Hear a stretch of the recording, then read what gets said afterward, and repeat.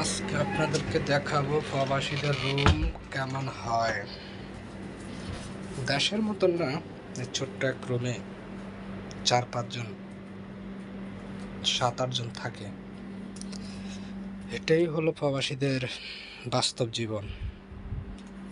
দেশে অথচ বিল্ডিং বাড়ি সব কিছু রেখে এখানে কিরকম মনে হয়, লম্পিতে 3 হাত, চটাতে 1.5 হাত, এটাই ওনাদের সিট। অথচ দেশে বক্স খাট, ঘুমানোর সময় নাই, বিদেশ চলে আসে, বছরকে বছর এই সিটেই তো কাটিয়ে দেয়, তাই না?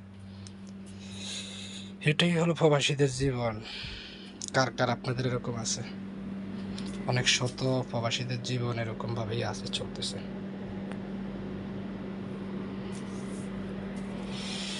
এটাই বাস্তবতা।